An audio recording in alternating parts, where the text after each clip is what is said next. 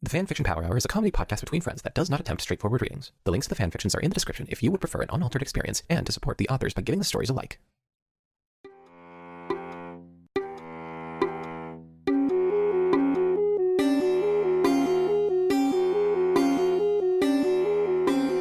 Hello, everybody, and welcome to Jen and Wizzy's Fanfiction Power Hour. I am your host for tonight, Wizzy Puff, joined as always by the lovely Jen. Yo, yo, yo, everybody. What is up? Yeah, that's right, I'm here. Oh, with new bars? Nope. Aw. No candy bars, unfortunately, not this time. Man, I always love it when she brings those. Maybe next time. But I wouldn't bet on it. Alright, So, what are we reading for this, festive day, Wizzy? I'm glad you asked, because we are going to be reading Dish Duty by Bandy. And if you recognize the name Bandy, like I do, then you probably remember a Phillies you mean the foray 2019 Hugo Award winner? Okay, that's something we haven't gotten to yet, because we've only read a Phillies foray with fireworks so far, and I really thought we had read more fan fictions from Bandy at this point, because I just see their name all over the site whenever I'm looking at the stories. But we only have fan fictions from 2013 and 2012 at this point, so we don't have anything post Hugo Award yet. We'll have to get to that. They're still making stuff, so... Nice. Or at the very least, they were back last year, but... Oh, yeah, their last thing was 2024, December 24th, 2024, in fact. okay. Dang. So they're probably still working on stories. You know, it takes a while. Maybe. But they have 102 stories on here, so that's a nice library for us to check out. Yeah. So this is going to be the first story that we're reading that is actually gay male romance this Pride Month. And that's what scares me a lot is, okay, we're doing these tragic stories, and it was lesbians at first. And I was fine because they didn't come for me. But then they went for the gay men. And that's when I had to stand up. But there was no one left to stand up for me. Maybe it's tragic in a different way compared to the last two. The lesbian ones were pretty tragic because they were just, pretty toxic people. Maybe this is different. Maybe this is different. Yeah, I think this probably is going to be a bit different, but it's wouldn't that make it all the worse if these guys aren't even like bad guys and it ends up tragic anyway? No, I disagree. I think that bad guys are the most tragic of figures. Okay. I personally, I just feel like innocent people are more innocent. Yeah, and that makes it funnier when bad stuff happens to them. Jesus. I guess we've established who the villain is in this episode. We sure have. It's me. It's Wizzy. Cue Billie Eilish's I'm the Bad Guy. All right. I hope you have your gloves on because we are ready to get into Dish Duty by Bandy. And if you want to avoid dish duty, you should go to the description and read this story for yourself. And if you only want to do half of the dish duty, give it a like. I'm going to hold back my like until I see how this actually turns out, because I've been scorned by gay male romance stories on this site before. Really? Which ones? Oh, you really call want me them to out bring that up? right now. You really want me to get us canceled, huh? Yeah, kinda. I've been trying for some fucking reason.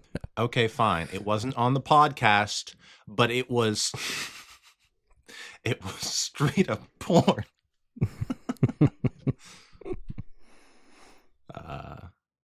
No, but I'm sorry to Cracked Inkwell, but I just prefer your later works. That's all I'll say. Well, he knows anyways. That's true. He actually watched that, didn't he? The first author to find our stuff, and it was the one. And one of our episodes was us basically just saying, this story sucks, kind of. Oh, God. I think we were nicer about it, but the story sucked, kind of.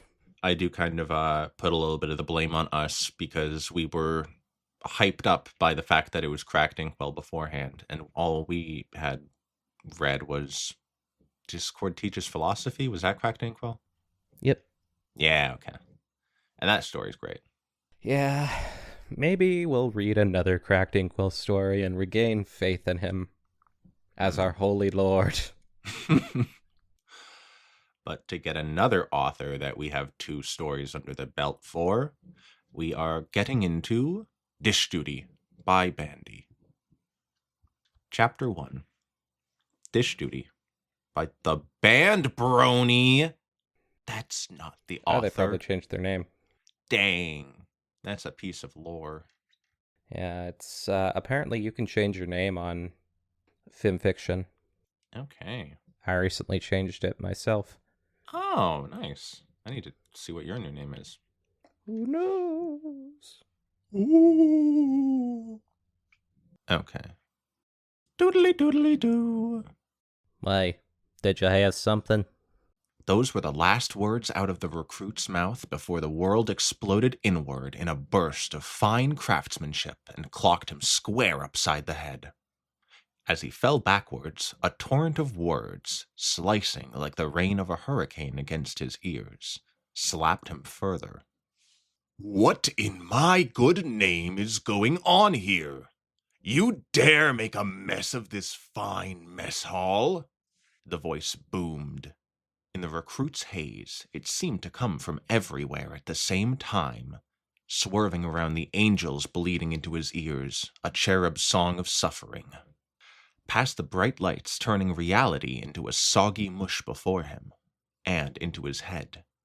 The pain of having his head smacked first into a door, then the floor, then a cinder block wall of words drove him to his haunches. For a moment, he vaguely recalled a tray of food in his skittering hooves. But another shout from the voice above and below him pitched the thought right out of his head. The room filled with the sound of scraping chairs and clicking hooves, like little thunderclaps. Look at this! Pathetic! Perhaps that little pea-brain of yours could have realized it wasn't a good idea to walk right in front of a busy door as some pony was opening it. But no siree. You just pranced your way right into that sucker like it was your business to. You should get an award for gallantry. Throwing yourself in front of that dangerous door to save your fellow trainees like that. The stench of sweat and breath that hadn't spoken the word toothbrush in far too long knotted his senses, tangling reality with the burning need to reel back and gag. And would you look at all this food you're rolling around in? Do you want to be a member of the Royal Guard, or do you want to be a French fry? French fry. Right? That sounds so much cooler. Yeah, you get dipped in a nice steamy, Nice little hot tub of oil. fryer. Yeah. Have a little bath. Come out. Get nommed on. Sounds awesome. Sometimes you get to go to one of those saunas known as an air fryer. Ooh, yeah.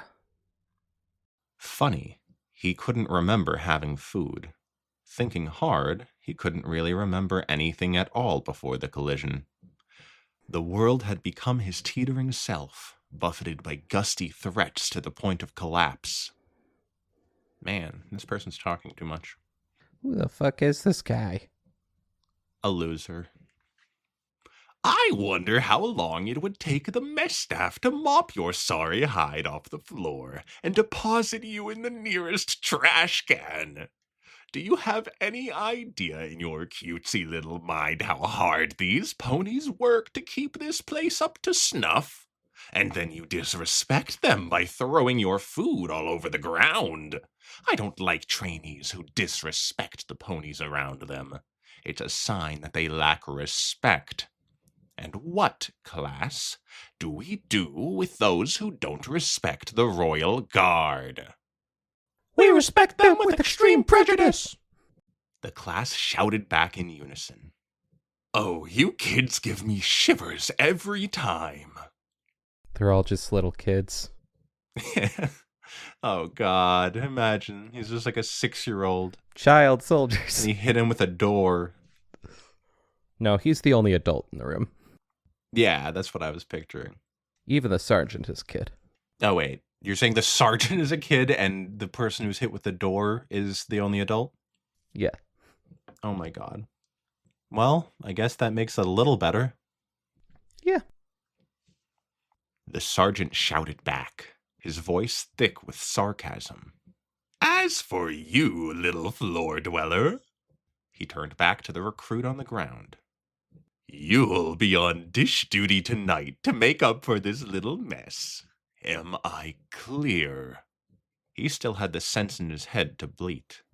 Yes, sir. From somewhere beyond the recruit's own intimate, frightening reality, a voice reeled into being. So this would be the other guy. Okay. Yep. The only other adult in the room. Okay. Oh, Just God. clearing our stuff here. Yeah. Gotta make sure that the story is PG. And not weird. I think I meant PC. Permission to assist him, sir. The drill sergeant glared up at the newcomer, measuring up his sheer arrogance for intruding upon his private verbal beatdown. The ugly stare fell out of favor a moment later, replaced by a look of sinister ambiguity. Private clarity. You need to learn to stop taking the rap for your incompetent friends. Permission granted. The drill sergeant wheeled around to face the rest of the room. Now, all trainees, I think tonight is time for a special occasion, the grinning pony stated, his voice still as booming as ever. I'm going to pull executive privilege and change our schedule a bit. Starting with movie night, I am hereby changing it to tonight, right now. Oh, that's just a dick move. Dick. Also, do you have movies? Right? Like, do they have those things in the pony world? I mean, maybe. There was a part in the song Babseed where the CMC snuck into a theater and watched a movie, but I don't know if it was an actual, like, movie. Mm. But also, are they all just going to a theater? Like, if they do have movies, it's definitely early stage movies. They don't have like TVs to watch them on. So like, Are you just taking all your guys here to go to a movie theater? Well, what if it's actually like unicorns can use their horns to project their memories and they can like remember plays they watched and stuff like that? Yeah. Well, they might be able to actually, but let's just sounds like work. Yeah, but good work. Maybe. The room sat in silence, unsure whether to whoop and holler or cower in fear. Are you deaf as well as dumb? He finally shouted, annoyed at the recruit's scared silence. This R&R isn't optional. Get a move on, you lead-footed sacks of cotton. What's a foot? Something that a griffin has. They have paws and claws. They have like Or talons, talons? right? Yeah. Talons, yeah. I bet. Well, like, if you called that a Their bird claws would foot, be on I their paws, wouldn't. actually. I wouldn't correct you. I wouldn't say you're wrong. Sure. But we would call a hoof a horse hoof, a horse foot. But, like, they're not Okay, called foots. They're not called feet. that's fair. They actually avoid saying foot at all in the, like, foot and hand. They sure try to, but their mistakes still get into the writing. Yeah, makes sense. An entire room full of grim-faced ponies shot for the door, pausing only to ebb around the mess on the floor. All except for the recruit, still blinking back shock, and the interrupting voice from earlier, who waited until the room was almost deserted, and the drill sergeant had forgone the room with a smug nod of satisfaction, before trotting up to his dazed friend, tapping him on the shoulder and offering him his hoof. "Dude, get up. It's over." The new reality took a moment to comprehend. After a long second of waiting, the recruit took his friend's hoof. "That looked like it hurt," Clarity said. It felt like it hurt. The recruit resisted the urge to grimace. What was it that got me exactly? "A hurricane." Ha ha. Really? "The sergeant." The recruit paused. The sergeant? Clarity nodded the affirmative. "He opened the door while you were going by and decked you. Then he yelled at you. Now you're going to scrub dishes until your hooves get little moldy spots while the rest of the guys go watch a movie." Blinking back dismay, the recruit groaned his misfortune, closing his eyes as if to unsee the past and knock him back into naivety. But movie night's not until tomorrow. His pal nodded solemnly. "The captain moved it up a day after he finished yelling at you. He probably knew you were looking forward to it."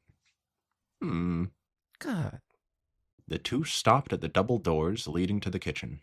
Beyond those doors lay a whole evening's worth of dirty dishes, courtesy of his good friends and servicemen. They took this moment for all it was worth, leaning against the doorframe, both pairs of eyes locked on the center crack just in case one of the workers would come out to look for forgotten dishes and spot them slacking off on their assignment.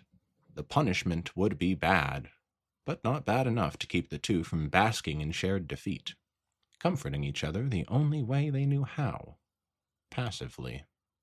"The movie wasn't a good one anyway," Clarity murmured.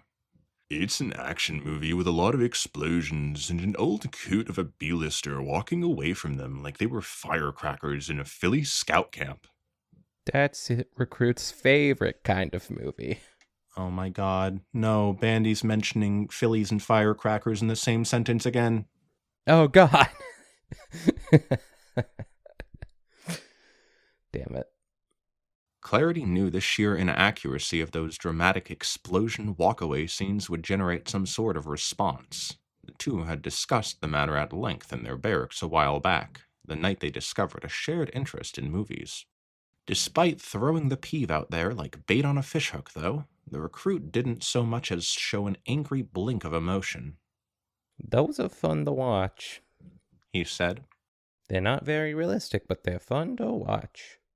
"There's a lot of scantily dressed mares, too. I think that's why the captain picked it. I'll bet he thought the group would like it after so many weeks of training with a bunch of sweaty stallions." They'll probably love it. The recruit shifted, gazing at the door through eyes flickering with the thoughts of some pony else. Some pony that wasn't him. Stallions love attractive mares. They're not saying they do. Ho ho ho. Are you saying that they're not stallions? Yeah, I think they're probably griffins. That's the whole foot thing. Oh. Wait. But griffins have... No, whatever. The recruit's pal punched him in the shoulder before shoving the door open Ow. and disappearing into the humid room beyond. The recruit followed suit, if not just to maintain the appearance of timeliness. The captain would have him scrubbing the latrines with his bare hooves every day if it so much appeared that he was slacking off. A muggy voice, sticky like the air around them, slapped them into motion in earnest, clinging to their skin like a wet towel. All right now, you gumwads, Bellowed a portly old stallion, his mane permanently plastered to his head so as to fit into a constrictive hairnet. I'd give you some wisdom on not walking by doors that are prone to getting open. But that little bump on your head's probably keeping you from thinking straight. Heyo, because they're gay. Ho ho! His eyes drifted behind the two, presumably to the pile of dishes awaiting them. Mercy, mercy, mercy. You're going to wish you had never been decked by that door. I already do, sir. The recruit stated over the hiss of a running sink nearby. Fabulous.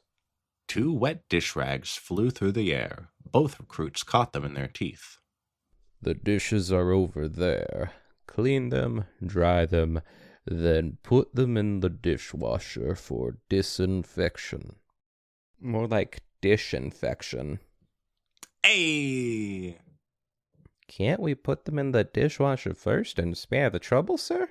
The recruit forgot how inappropriate of a question that was until the stallion was up against his nose, breathing the smell of unwashed teeth and pure, unflinching disdain onto his face. You will both follow orders exactly as I have laid them out for you, or you'll carry the dishes out to the track and run laps while cleaning them. They saluted, pressed out a "Yes, sir," through the cloud of steam waiting to form around them, and turned towards the sink. They had both memorized the layout of the kitchen a long time ago. Laps around the track? The recruit mumbled under the whine of the kitchen. It's not too bad. I'd be scared if he told us to run laps around his beer belly. Clarity risked a chuckle at the jab as they arrived at their station and resigned their poor souls to the company of soap scum and ketchup stains for the remainder of the evening. Dishes rose before them like plastic mountains, jutting with outcroppings of stray forks and knives. Well, The old stallion pounded his hoof on the sink. are you going to stand there and make love to them with your eyes, or are you going to make love to each other?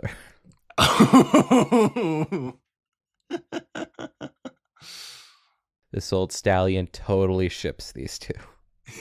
Who doesn't, am I right? You are right, lad. Or are you going to clean them? They both shouted out, Yes, sir."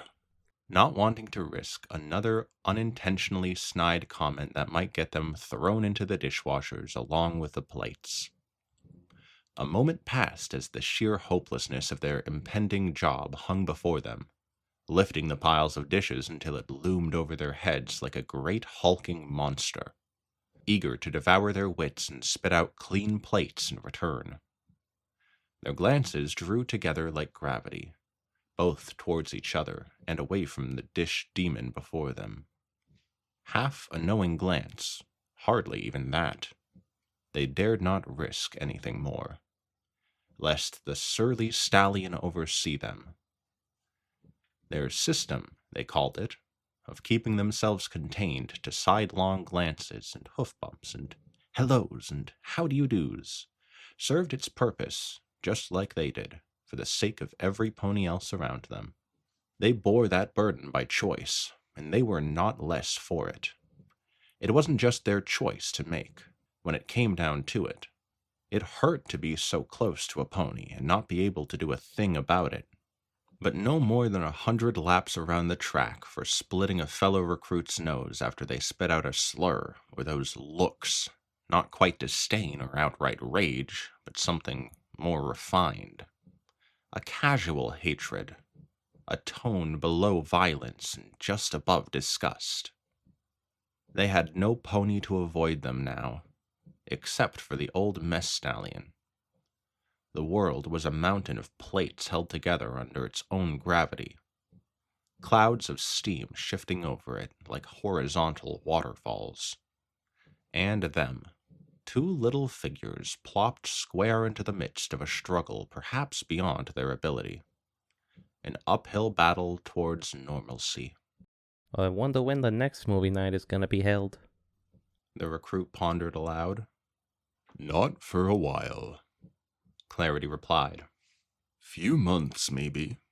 Captain's fond of giving us extra sparring training. Yeah. The recruit sighed, letting the silent cry of self-pity drown under the churning weight of the air around him. I hope we get to be a part of it. Yeah, me too. They stared into each other's eyes for a moment, silent. Then, when all that needed to be said was spoken, they turned to their dishes.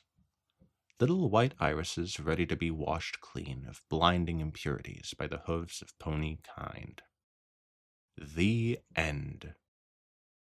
That was Dish Duty by Bandy. What did we think of this? Damn. Poor dudes. Yeah. I'll be honest, it wasn't as tragic as I was hoping for to kind of fit the theme, but it's still like... You were hoping that one of them was going to be gunned down in the streets or something? I was kind of hoping there'd be like a little bit of a anger, angst towards each other type thing. Yeah. It would kind of end on bad terms between the two. Yeah, it's more bittersweet. But it does fit the tragedy tag, I guess. Yeah. Well, hopefully next time we can get something like that, but, Yeah. This time, I thought it was pretty good. A little bit short. Yeah, this is kind of a short episode. This is only, under 50 minutes in so far, and we're done with it. Yeah, that's happened a few times before.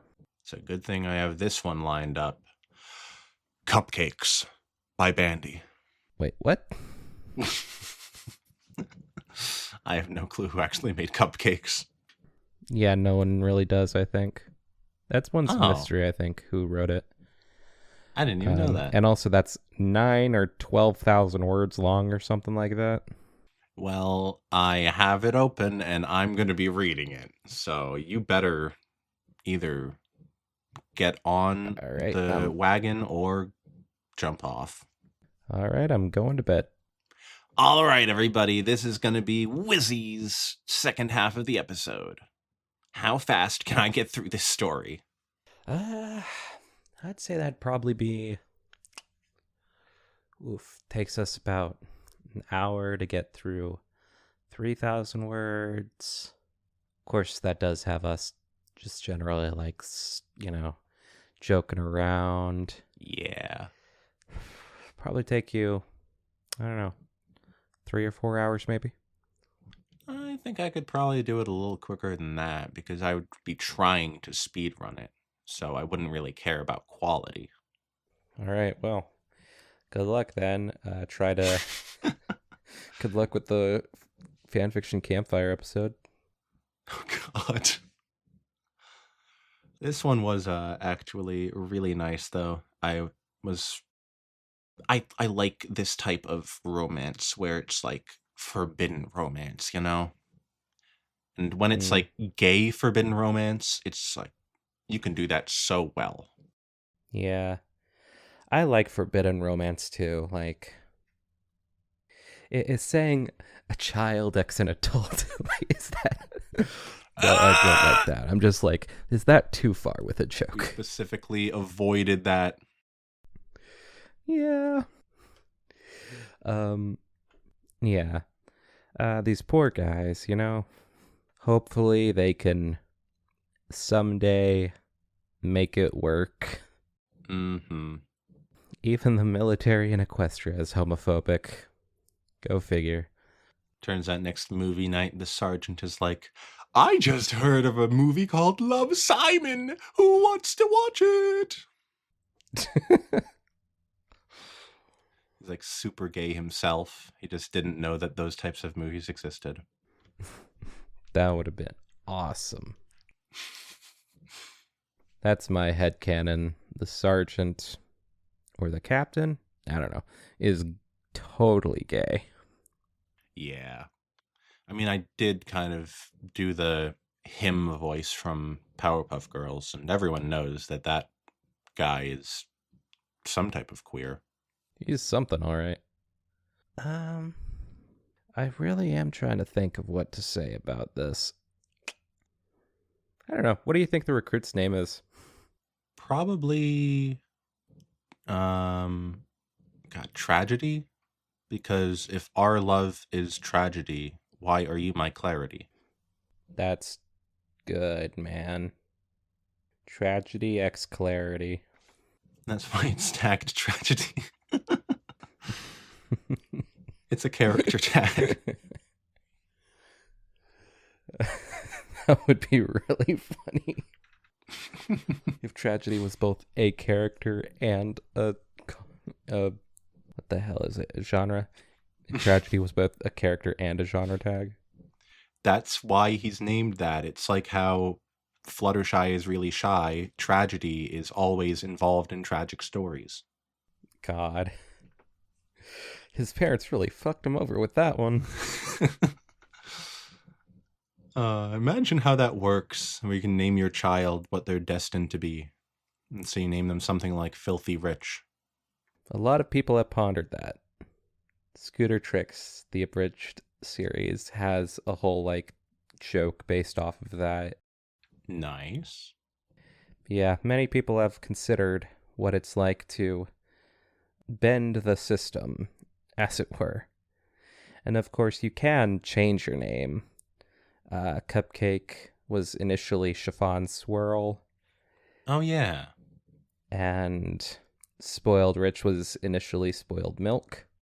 Man. So, you can game the system. That's like a marriage thing, though. Yeah, you're not wrong. Although it is interesting how Cupcake changed her name to Cupcake from Chiffon Swirl. So she had to change both her last name and first name. Oh, yeah. Why not chiffon cake? I don't know. Maybe cup is actually short for chiffon. It's like Yeah, it could be. CHIPHON, and then she shortened it to. All right. Well, thank you, Bandy, for another wonderful story to read, even though this one wasn't quite as funny as I expected based on Philly's Foray with Fireworks. Why would you expect the one tagged tragedy to be funny? Because I just expect things from authors after reading their stories. I can't help it. And thank you, Good everybody, God. for joining us tonight. I have been your host, Wizzy Puff. And I have been your second host, Jen Reaper. She has been. Good night. Good night.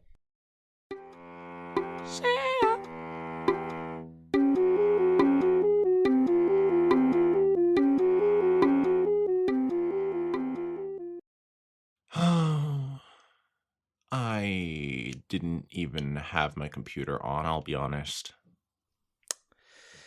Then how did you open up Discord earlier? I was just trying to make it sound like I had my computer open. I was clicking and typing and making sounds. I don't even know if Bandy's a real author at this point. I'll be honest. Looks like it. Because I'm staring at their Okay. fanfiction right now, but... I'll go drag my computer out of the creek and we can actually get started. All right.